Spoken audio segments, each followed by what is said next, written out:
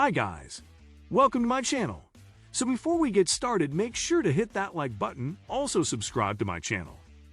In this video, we will talk about churches of Lalibela, each sculpted out of a single block of stone 800 years ago. So make sure to watch the full video. If faith is a mystery, there are few places in the Christian world where the mystery is deeper than in Lalibela. 800 years ago, an Ethiopian king ordered a new capital for Christians. At 8,000 feet, on the central plateau of Ethiopia stand churches, each carved from a single gigantic block of stone. No bricks, no mortar, no concrete, no lumber, just rock sculpted into architecture. Not much is known about who built them or why, but the faithful of the Ethiopian Orthodox Church say there's no mystery really. The churches of Lalibela were built by angels. The northern highlands of Ethiopia rose 31 million years ago when fissures in the earth flooded the Horn of Africa with lava a mile deep. On hillsides, you can still see columns of lava frozen in time. Iron made the basalt red, and gases trapped inside made the stone light and pliable as air. Christians laid their mark on Ethiopia before the year 400. They found the ancient stone welcomed the bite of a chisel. The churches were carved around the year 1200 by people called the Zagwe. Their king, Lalibela, is said to have traveled the 1,600 miles to Jerusalem. Legend has it, when he returned in Jerusalem, fell to the Islamic conquest. Lalibela ordered a new home for Christianity, Faisal Jorgis, and he came back with an ambitious idea, a vision of creating an African Jerusalem, a black Jerusalem here in the highlands of Ethiopia. Faisal Jorgis is an Ethiopian architect and historian who walked us through the Rock of Ages. Faisal Jorgis. Well, there are 3 groups of churches, and each group is interconnected within itself. Scott Pelly. We're sitting in St. Mary's Church. How was it built? Faisal Jorgis. Well, it was built starting from outside. They'd formed the shape. And then they start digging or excavating downwards. Scott Pelly. So they dug, essentially, a trench around the whole perimeter, which left them with a giant cube of solid rock. Faisal Jorgis. Yes, exactly. Scott Pelly. And then they carved their doors, and in they went. Faisal Jorgis. And they went. Chipping inside, largely in darkness, artists sculpted many rooms with no room for error. Archways, vaults, and columns imitate traditional construction, even though in solid rock, there's no need to hold up the ceiling. The enduring mystery is why. Why did King Lalibela attempt the seemingly impossible when easier building techniques were known?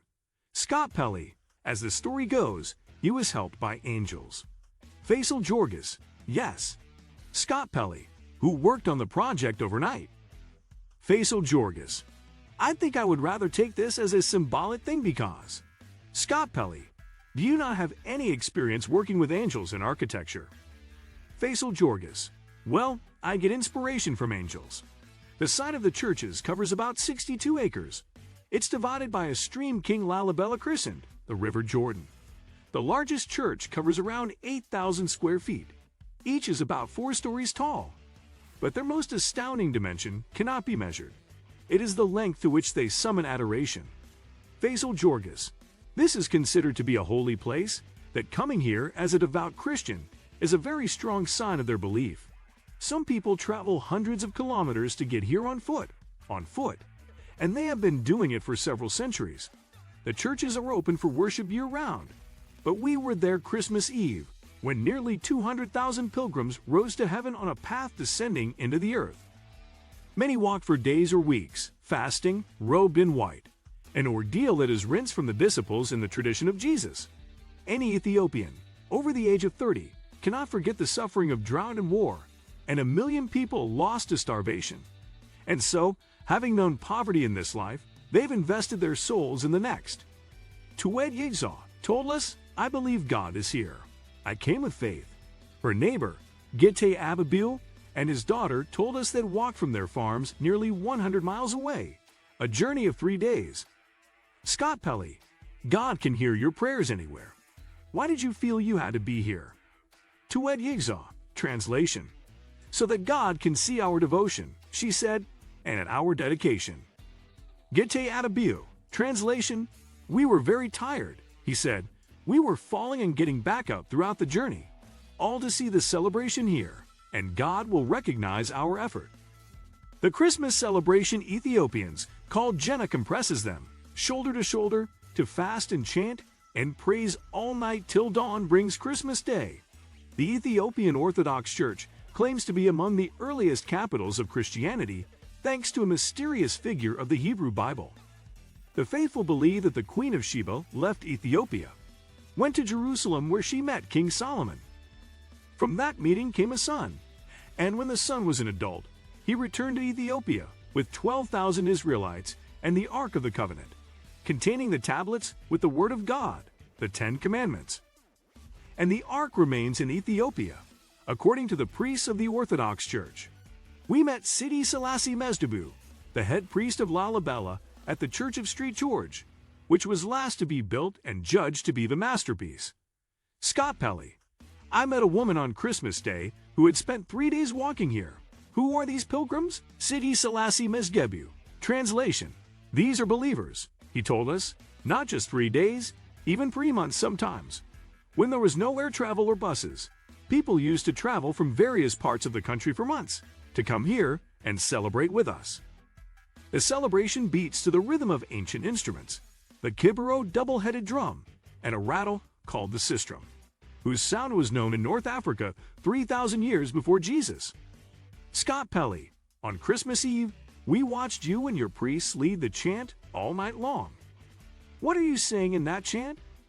Sidi Selassie Mesdabu. Translation: We tell the people that God became human and a human became God. Because of Christ, we went from being punished by God to being His children again. Christmas is the day that forgiveness was born. But while God forgives, time does not. After 8 centuries, the basalt basilicas are weary of wind and water. Stephen Battle. What's absolutely clear is that something quite miraculous happened here. Stephen Battle is an architect with the World Monuments Fund who told us Lalibela's miracle is being undermined because the rock is not rock solid. What do you think of our video?